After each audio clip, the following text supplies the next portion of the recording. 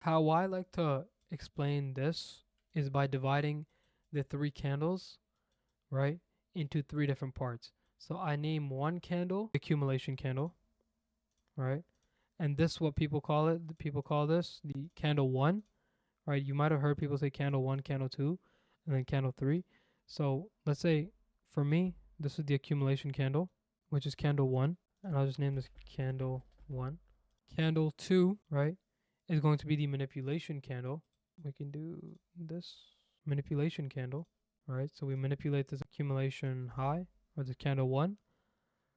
This is going to be the accumulation or the manipulation candle, and this will be candle two. So this would be candle two, where it would be the manipulation candle, right? Because why would it be the manipulation candle? Because we take out the accumulation high, and this would ideally have some SMT at the highs, right? So the candle two pretty much takes out the accumulation candles high and forms an SMT, right? So on one asset, it's going to look like this. And then on the other asset, it'll look something like this. This candle closes like this, and one candle closes like this, right? And the third candle that opens up is going to be the candle three, which is going to be the distribution candle. And what does this do? This targets this candle's low and beyond. So you can kind of see how price says is a lot. And there's two situations for this, right? Two situations. Um, Now me personally, this is my favorite situation when the candle 2, so let's say the 6 a.m. candle manipulates the 2 a.m. candle's high, forms an SMT, right, with this high. What do you expect the 10 a.m. candle to do? Open up, accumulate, manipulate, and then distribute, right? And that's where the 10 a.m. candle, that's where the 10 a.m. power of 3 comes into play, right? Because on the higher time frame, we have that mini reversal condition right there, right, forming the high of day. And what does the 10 a.m. power of 3 allow us to do?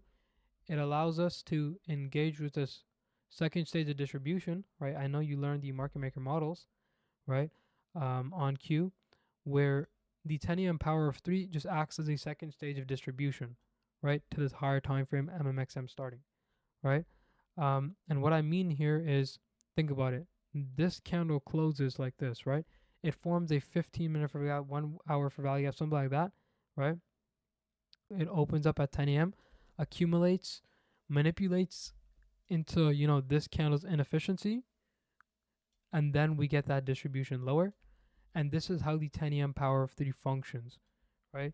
Now, this is a continuation of the 10 a.m. power of 3, right, where we tap into that fair value gap. Let me just mark it out here. We tap into, let's say, a lower time frame for value gap here, right? 15-minute, and then we get a change in the state. We take that, and then boom, right? So that's one of the scenarios, right, where the 6 a.m. candle creates the high of day. And then, of course, there's the other scenario where the 10 a.m. candle creates the high of day, where it manipulates both of these, right? And then it pushes lower, right? So pretty much just the same thing where the 6 a.m. candle just stays in that range, right? Or it creates its own range, but it doesn't have any SMT or any significant closure. It takes out this and this. But because there's no SMT at the lows or anything, we'd wait for the 10 a.m. candle to form that, you know, that high or low of day, right? So at that point, the 10 a.m. candle opens up. Then we manipulate that external high, have some sort of SMT up here, right? While let's say ES makes a lower low, while the 10 a.m. candle makes a higher high, right? And then we get that reversal. So a price accumulates, manipulates, then distributes, right? Taking out the external high. And this is when we expect, um, so this would be your candle one, then this would be your candle two. And then in a scenario like this, right, where the 10 a.m. candle might not fully go all the way to the drawn liquidity, you can expect the 2 p.m. candle to have the highest probability day, right, where the 2 p.m. candle then becomes a candle three. Like it kind of makes sense, right? So the 10 a.m. candle becomes the candle quote unquote two because that's the high of day which manipulated, right? So it's whatever candle that manipulates the accumulatory candle, right, with SMT.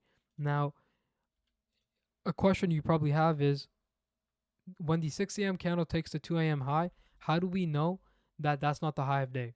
Now, I need everybody who watches this video, everybody, who's in the call, to understand a confirmation is needed before you can make an assumption.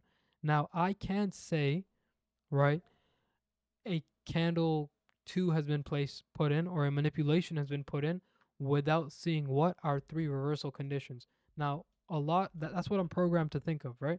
I always need to see a higher time frame for value gap or ERL, right? I always need to see that. I need to see an SMT, right? And then I need to see a lower time frame aligned CISD, right? And these 3 things must be seen before you can actually confirm, right, that the candle is actually a manipulation candle, and then we start the distribution phase. This candle right here had no SMT, right? It didn't even tap into a higher time frame for value gap, let alone had a change in the state delivery. So how can you be sure that this is the candle 2, and how can you be confident that, oh, the 10 a.m. candle is just going to distribute without taking out this high? Now, what does the 10 a.m. candle do in this case? It takes out this previous high, creates an SMT, taps into a higher time frame for value gap, and has that CISD on the lower time frame. Now that's a proper manipulation, and that's when I can say the candle 2 is formed.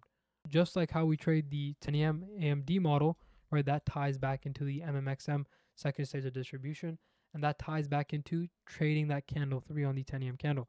You can apply the same concept here, where this is our candle 1, this is our candle 2 with SMT. We tap into that weekly for value gap, significant closure.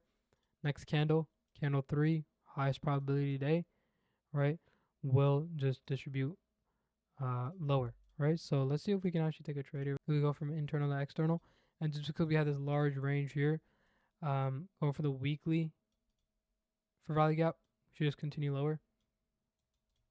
Especially when you see, oops, I kind of spoiled it, but you can clearly see this candle body closure here. This candle closes so close to the bottom of the range, right, where we're anticipating a large distribution, and like I mentioned on the higher time frame, that's what it is. Like candle 3 is a very violent distribution and the best day for us to take a trade.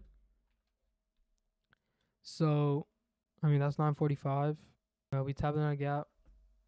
It's gonna be obvious we short from here. 30-minute SSDs, we form that SMT. Significant closures, you take this. Let's see. Just anticipating that push, right? Especially after these 10 a.m. candle. And we can see on the hard time frame.